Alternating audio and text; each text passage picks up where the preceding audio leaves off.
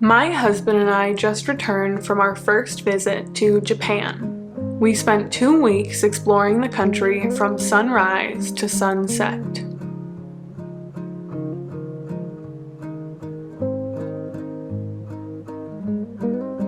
From weaving down the busy streets of Tokyo to high in the frost-tipped mountains of Nikko.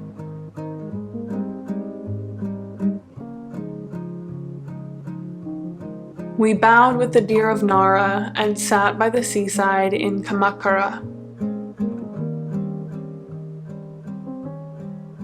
Originally, I wanted to vlog this trip, speak directly to my camera in real time as we went about our travels. But there really wasn't time for that, and I didn't want to spend a second away from living in the moment. So instead, I'm going to sit down and tell you about my trip. Show you these beautiful places we went, tell you about the experiences we had there, the souvenirs we brought back, and the stories behind them. There will even be quite a lot of Japanese folklore in this video, because after all, this is the witch's trip to Japan. I was fully expecting to be overwhelmed in Tokyo, but I have never been anywhere so peaceful for how large it is. I often feel overwhelmed in American cities, but even in the busiest areas of Tokyo, I never felt that way. From my observations, this is because everyone is very considerate of everyone around them. Their actions are motivated by how it would affect others rather than themselves, and that creates a sense of community I have not felt anywhere else. Politeness is so heavily embedded in daily life. On the trains, people speak quietly, if at all. I am not kidding, I did not hear anyone yell or raise their voice the entire time I was there. People don't talk on the phone in public, and they certainly don't do it on speakerphone, as I have unfortunately seen too many times in America, and if you live here or have been, I'm sure you know what I'm talking about. Whether it's waiting for the subway, in line at a store, people wait patiently, form a line, don't push.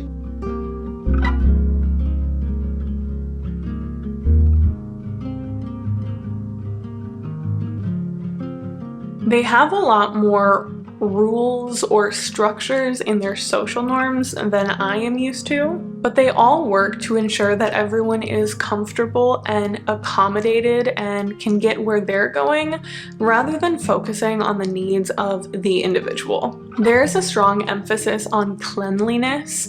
There's no eating or drinking in public for the most part. If you're gonna do it, you kind of like peel off into an alleyway. And you certainly do not want to eat on public transit unless there's like a lap pull down in front of you for long rides. Everyone picks up their own trash, and masks are commonly worn out of respect to others.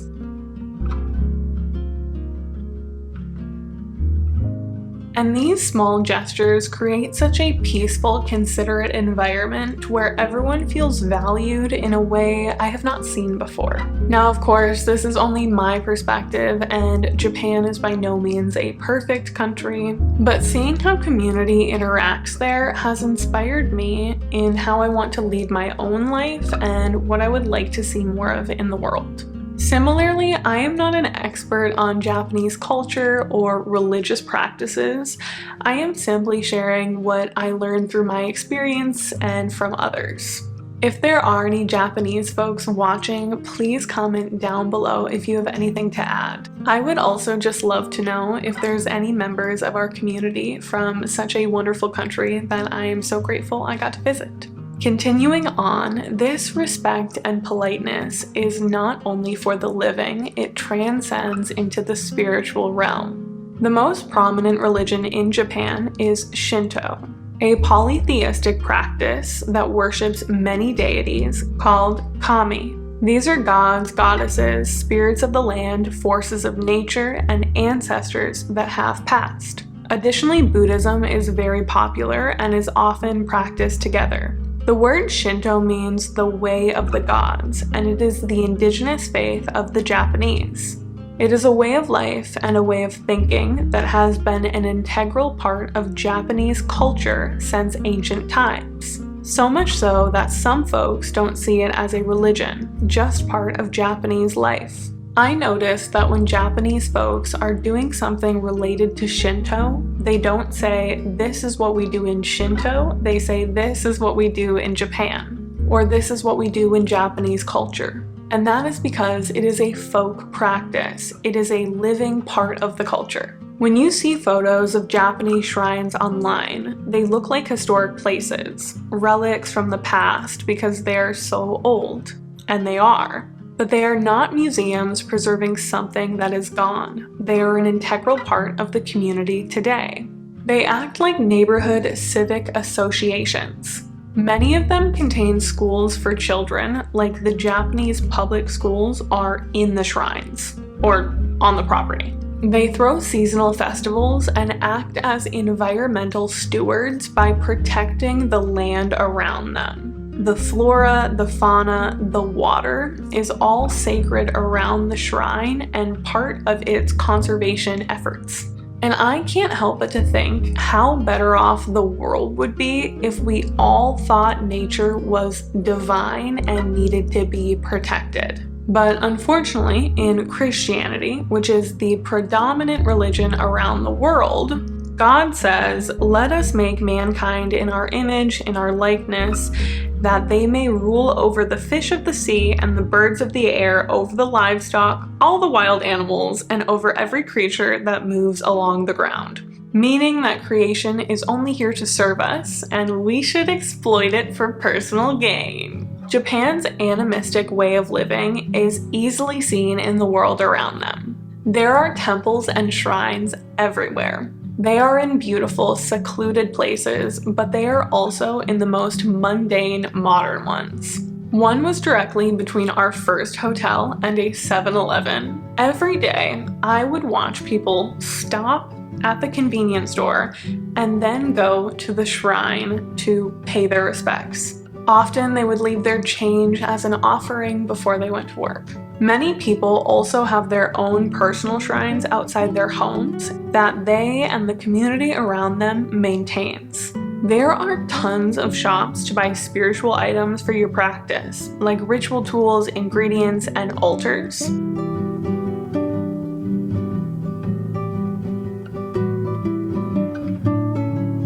These big, beautiful wooden altars that I would love to have for my personal practice. I was very tempted to bring one home, but it simply would not fit in the overhead compartment. The shopping in Japan is next level. You can find so many creative and thoughtful items, especially handmade and vintage goods.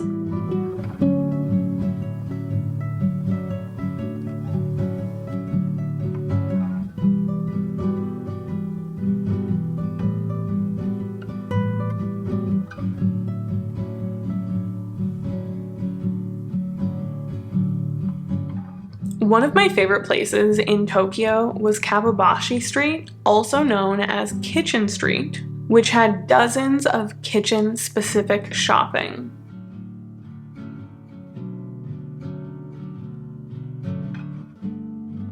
As a kitchen witch, I could simply not pass that up, so here are a couple items I got. 2 glasses for tea. These were 460 yen, so like $3 a piece. I'm not going to tell you the price of everything just for time's sake, but that is the average of what you're paying for something like this. This is a beautiful condiment, trinket, small things dish, and of course they look like little leaves. We of course both needed some chopsticks, and as you can see, I have a color going. Green, brown, very earthy. I was not very good at using chopsticks before we went on this trip, but I got good pretty fast because there weren't any other options. But I do know that I'm still holding them weird. I simply just have to go again, work on it some more. 2 wooden spoons. This is my ideal cooking utensil. If I'm stirring a pot, I want something about this big. 2 ceramic spoons for like miso soup. 1 brown and 1 green. 2 small sauce dishes. These were actually a free gift because I spent over a certain amount, which was like 5,000 yen. And I basically got everything that I'm showing you at one shop and followed them on Instagram. I will go ahead and put their name on the screen here. These are chopstick rests. One is a little fish, and the other has flowers inside. The pottery in Japan is otherworldly. As a potter myself, I have no idea how they made some of the pieces they did. I was awestruck.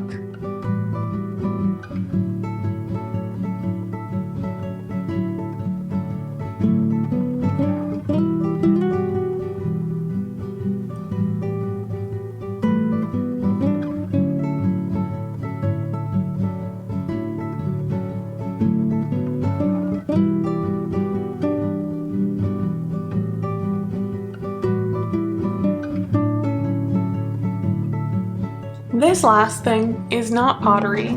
I believe it's some kind of plastic, but it looks like wood, and I thought it would be great for a charcuterie of sorts. Tokyo is just so alive. There is something to see, do, and eat on every corner.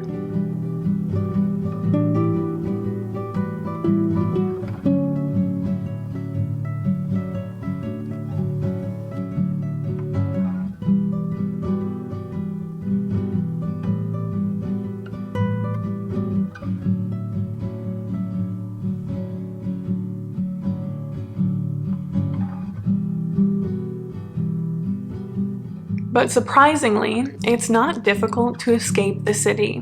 Dense forests, rivers, and lakes are just around the bend too. On one of my favorite evenings, we walked through Yanaka Cemetery, which is nestled in the heart of a beautiful residential area. I always visit cemeteries wherever I go, and this was so different from what I'm used to.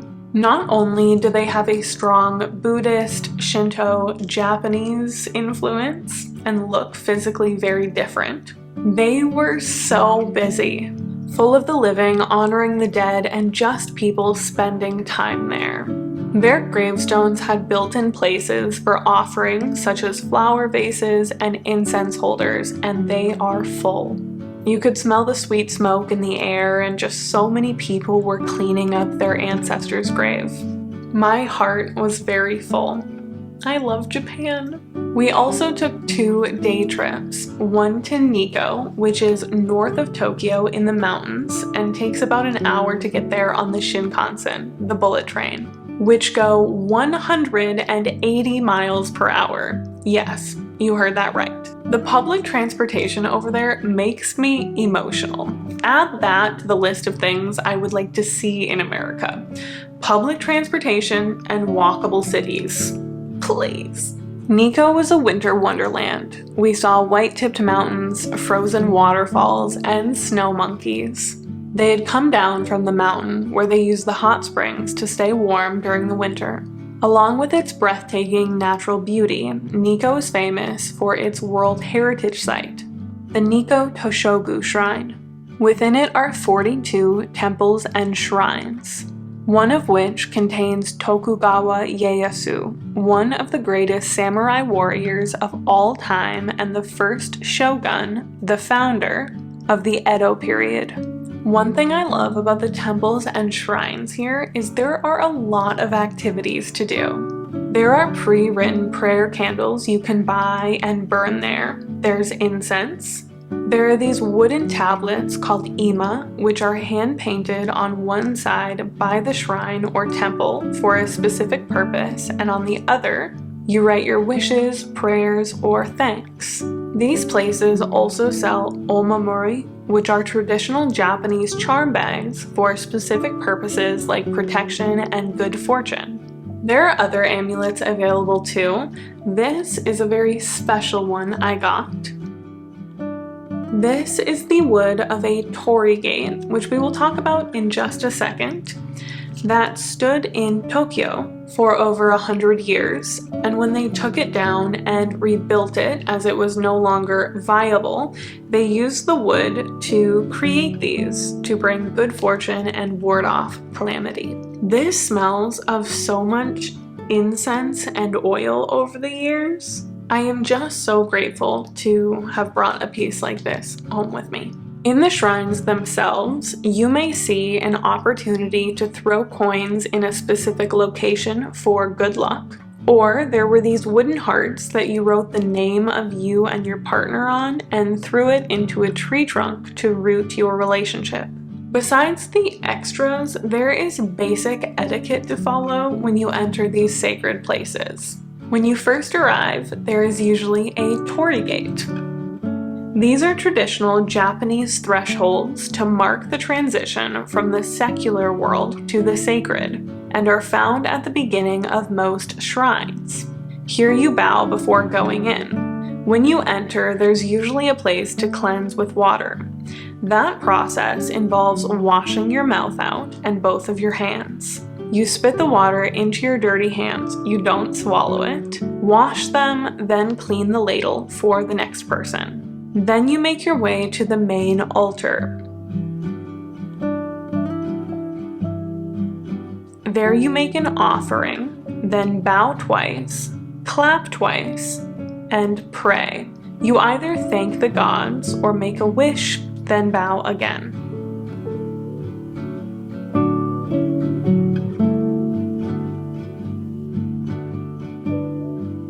Our second day trip brought us to Kamakura, which is a seaside town to the south of Tokyo. It was much warmer here. Spring had really begun to sprung. We went to two really famous Buddhist temples, Kotokuin, the Great Buddha of Kamakura, and Hasadera. The Great Buddha is so big, and you even get to go inside the statue through a tiny hole, 18 inches in diameter. That did make me very claustrophobic. But legend says those who do will have a long, prosperous life and find enlightenment. We did, so hopefully that's coming. Here is a postcard I got there to commemorate our winter trip. They had one for each season, and I have a friend who is a Buddhist and loves fall, so I got that one for her. I'm really excited to use this as wall art. Hasadera was so light and airy. The cherry blossoms were all in bloom. This is the beginning of sakura season in Japan, and most places were just starting to pop. This temple is built into a cliffside, and you can climb all the way to the top for a stunning view of the seaside.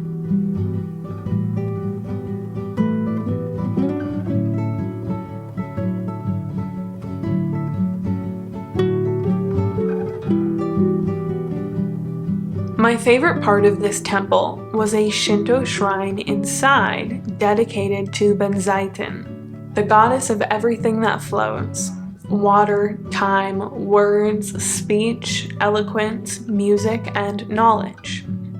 Her shrine is located inside a cave and carved into the very mountain. There I had an opportunity to buy a miniature of her made out of seashell that they would pray over for me. So I did that, but I also bought one to take home. From there, we left for Kyoto. For the next couple days, it rained and we were treated to the coziest, moodiest weather. Japan really reminded me of the Pacific Northwest, especially this area.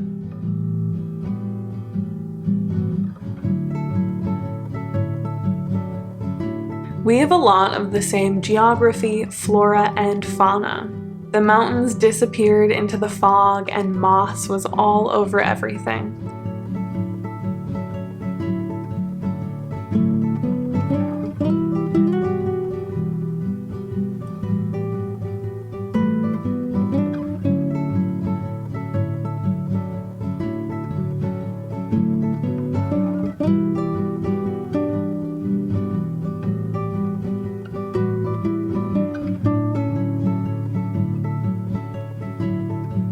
The buildings are much smaller here, and there is much more traditional architecture weaved throughout.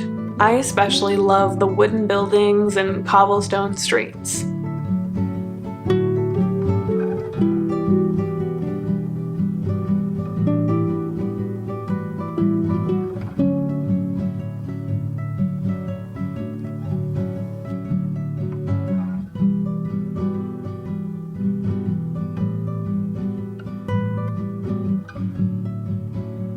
A lot of people wear kimono here, both locals and tourists, and there are shops to rent them everywhere. They will dress you, style your hair, give you a bag and traditional shoes to wear around the city, as well as tell you all about the traditional Japanese garments and what all of the pieces are. I didn't rent one, but I would love to the next time we visit, and anyone of any gender can do that. As you visit these sacred places, it's fitting to dress the part and show some formality. The devotion of wearing something as such is like a love letter to the divine, and everyone looked so beautiful. Kyoto showcases a more traditional side of Japan while still being a major city that's easy to navigate, so it's really popular. Because of that, we tried to go to the popular spots early and branch out to see some of the lesser known areas.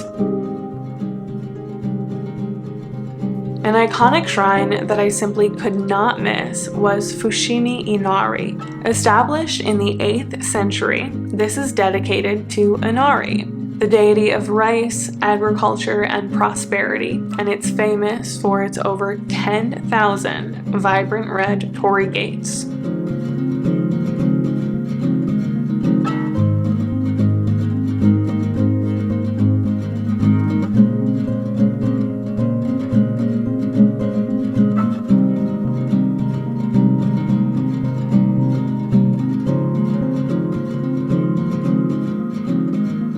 We did go all the way to the summit. The views were spectacular, but it was quite the hike.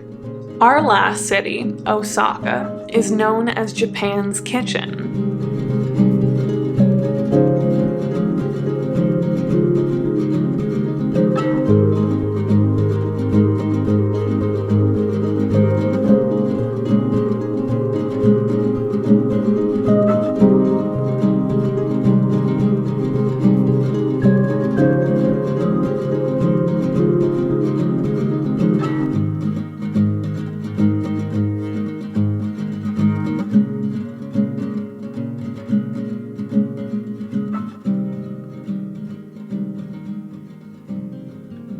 My favorite meal from the whole trip was at Namba Okonomiyaki.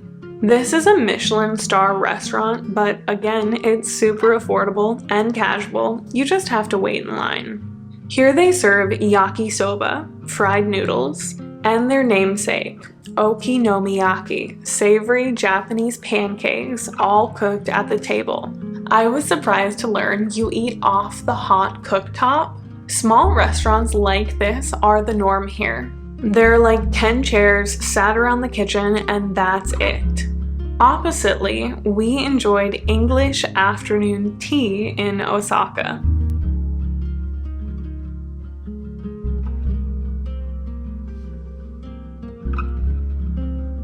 This business is owned by a British-Japanese family, and I just love seeing cultural exchange. What we had to eat had a little influence from both, and of course I had to read my tea leaves there.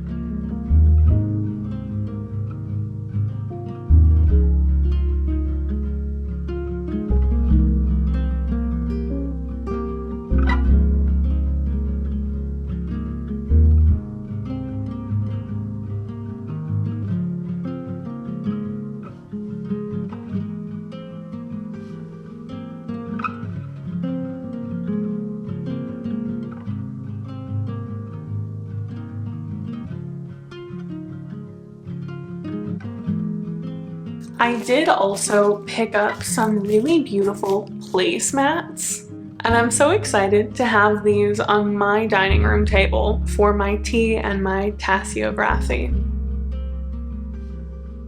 On the topic of shopping, these are a couple other things that I got. This is a shawl in this beautiful muted lavender color. These next couple items are gifts for friends and family, so if you're watching, skip. For my friend Rachel, so peel out Rachel, I got gloves. These are Animal Crossing gloves from the Nintendo shop, and they have the Japanese name for Animal Crossing on them. There's some faux fur. She's moving back to her home state of Minnesota, so I think these beautiful lavender gloves will keep her warm. And of course, being in Japan, I had to visit the Nintendo stores and the Pokemon stores. Though I did not go to the Pokemon Cafe, I tried, but they did not have availability.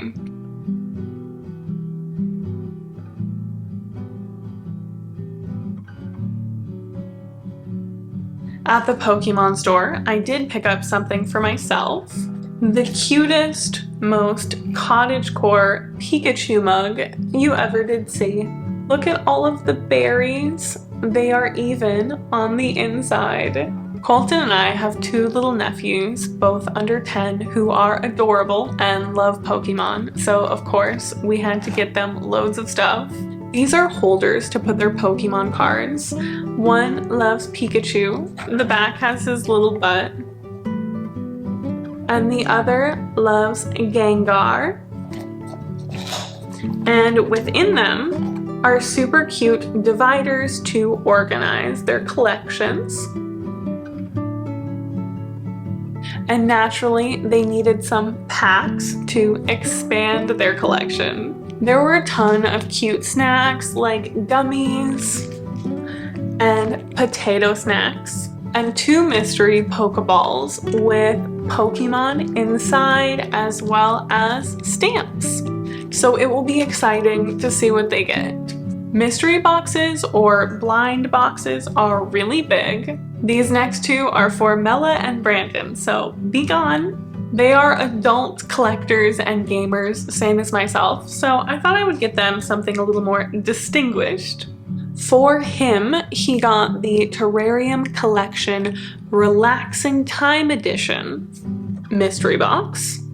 It's like a terrarium Pokeball, and he can get any of these options. And for her, I got the Romantic Collection, and they all look like jewelry boxes with some more cutesy, feminine looking Pokemon. A really fun experience/souvenir that Colton and I did was make our own fragrance in Kyoto. We went to this super cute shop called My Only Fragrance, and we smelled a bunch of scents, picked our favorites, and then got to choose the percentage of each one we wanted in our fragrance. Here it is. This says Ai, which is the word for deep love in Japanese. Scents are so powerful. They have a way of just bringing you back to a place. So we made something that really felt like our trip and then sprayed it on ourselves every day. It's a really unisex scent. There's a lot of like green tea citrus notes in this. And it just smells so good and reminds me of great memories. So I definitely recommend doing this either by yourself or with your partner if you want something really romantic and special to recall your trip. Another favorite souvenir we got as a couple was yuzu honey. This is honey with Japanese yuzu, which is citrus, and it can be used in drinks, breads, and desserts. They made us a drink out of this just mixed with water, and it tasted like the best juice I've ever had. They said we should be able to make about 30 more drinks out of this, and I'm really excited to have it. I'm a big fan of bringing home a piece of something to enjoy long after the trip is over.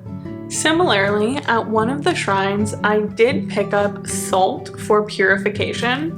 A lot of them had salt or dirt, other natural materials that came in a pouch like this that you could purchase for your spiritual practice. So I'm really excited to have this for mine. Beyond the food, shopping, and city lights, a standout here is the Osaka Castle.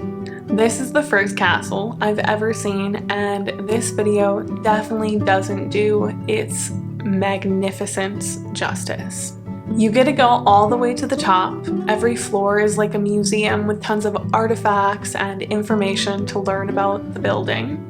On one of the floors was excellent articles of Osaka Castle Museum, and they were selling prints and photos of some of the artifacts from the castle. This is a much smaller copy of art they have within the castle. Specifically, these are folding screens bearing poems that you will see along the way. So again, I'm excited to have a small piece of that in my own castle. And at the top, you get to look out across the entire city.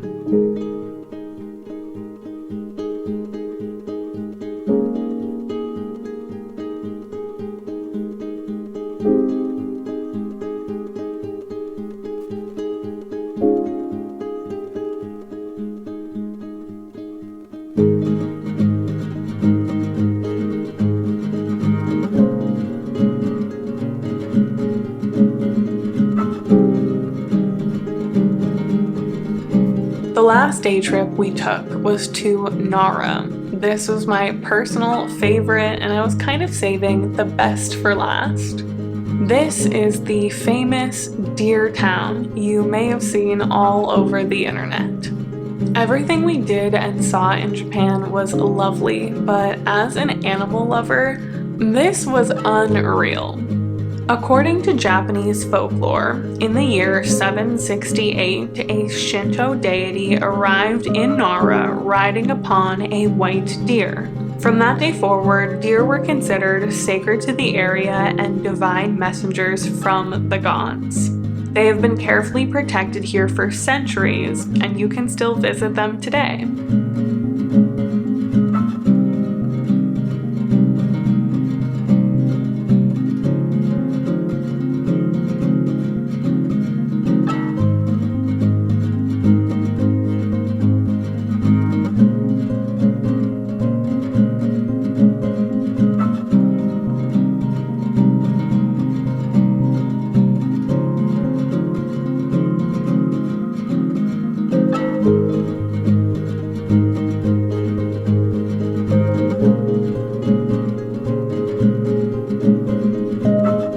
Whether or not they bow out of respect or simply to beg for special crackers is still open to interpretation, but it sure is cute. While in Nara, we got our last souvenirs, a small hand-painted magnet with the deer and the most beautiful bottle of sake to remember and celebrate our trip.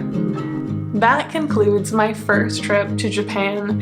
It was a life-changing, thought-provoking, wonderful experience, and I hope you enjoyed living vicariously through this video. Thank you so much for watching this video. If this way of travel resonated with you, a trip through the witch's eye, with a focus on connecting to the local flora, fauna, and folklore, my next destination is Iceland. And you can come too. We are going August 19th through the 24th, and all of the information is in the description box. In October of 2023, myself and 9 other practitioners went to Costa Rica over Samhain. This will be our second group trip, and I would love to have you join us.